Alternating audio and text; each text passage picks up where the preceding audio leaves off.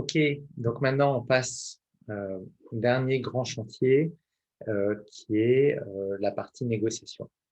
Ah, parce qu'effectivement, à chaque fois que vous allez faire un premier entretien téléphonique, un entretien, on va vous dire, ah, ok, quelles sont vos prétentions? Et donc là, il va falloir bien répondre et il va falloir aussi savoir comment négocier et à quel moment négocier. On va voir tout ça ensemble. On va commencer par savoir à définir vos prétentions. Ok, donc, on va voir deux solutions pour ça. La première s'appelle le site Glassdoor. Donc là, moi, j'ai déjà créé un profil.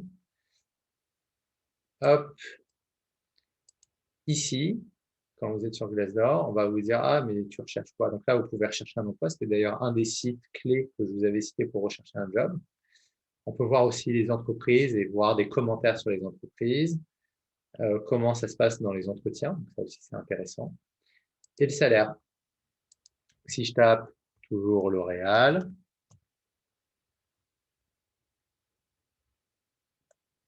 pourquoi c'est ça? Bon, on s'en fiche. Et donc, sur Paris, bon, mais c'est bizarre ce truc-là, Saïko industriel.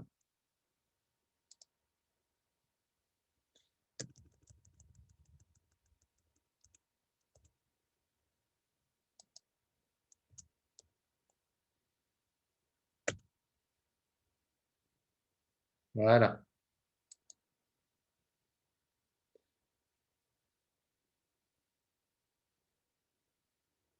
Donc là, a priori, on a de la data.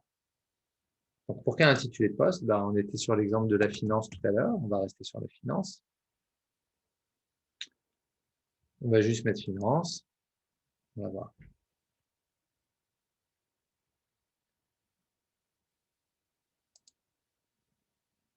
OK, voilà, finance manager. Eh ben, ça paye bien hein, chez L'Oréal. Donc, un finance manager, salaire de base, salaire supplémentaire, finance director.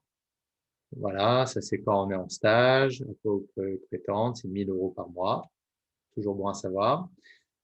Un contrôleur de finances, entre 61 et 67. Voilà, et puis là, il nous dit, il y a 20 pages. Ah non, non, pardon. Donc, il y a 20 salaires qui sont communiqués sur la finance. Voilà, et vous faites pareil après sur tout le reste, sur marketing, sur ce que vous voulez. OK, voilà. Donc ça, c'est une première astuce. Et ça, ce sont donc les employés de L'Oréal, qui sont passés par L'Oréal, qui ont transmis cette donnée-là. Donc, c'est quelque chose de fiable. Par ailleurs, il y a des cabinets de recrutement. Là, c'est Michael Page, le groupe Page, qui fait chaque année une étude de rémunération. Vous avez juste, celui-là, je l'ai trouvé sans même la transmettre mon mail. Normalement, vous devez aller sur leur site internet. Donc là, c'est Robert Walters, Robert Half, Hayes, Michael Page, et il y en a d'autres. Et ces cabinets-là, aucun souci, ils font tous la même chose, études de rémunération. Ça leur permet d'avoir des mails et après de vous contacter pour vous demander votre CV, etc. Pour faire des actions marketing, pour trouver des profils. Et donc là, 122 pages, hein, donc il y a de quoi faire. Tous les métiers, analyse sectorielle. On va prendre quelque chose qu'on n'a pas cherché jusqu'à maintenant. Allez, l'immobilier. Donc là, 3000 entreprises. Donc ça, c'est leur expertise. OK. Et là, c'est intéressant. Donc, on zoome. Hein. Donc là, c'est intéressant. Donc, une personne qui est responsable, directeur immobilier, qui a tant et tant d'années d'expérience, voilà à quoi il peut prétendre. Personne qui travaille dans un syndic, etc. Voilà à quoi il peut prétendre au bout de tant d'années. Ah oui, c'est intéressant. Je ne connaissais pas du tout les fourchettes de salaire dans ce secteur-là. Directeur d'agence, voilà à quoi ça peut prétendre. Promoteur immobilier. Voilà. Et après, si on descend un peu, je veux juste voir, un dernier point. Bon, donc tout ça, c'est, je pense, extrêmement précieux. Mais je pense qu'à un moment ou à un autre, ils font part aussi du salaire par rapport à la ville.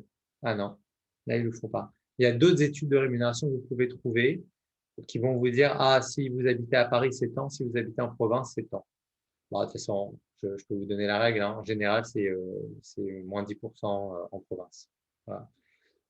Après, très sincèrement, en fonction de l'état d'urgence du besoin, vous pouvez négocier un salaire parisien en province. Bon, mais c'est plutôt rare. Il faut vraiment que vous ayez un coup de bol, quoi. Mais en général, ouais, c'est 10-15% de moins que le salaire parisien. Voilà, ils sont bons ces conseils, hein. Bah, à vous de voir maintenant par rapport à vos prix.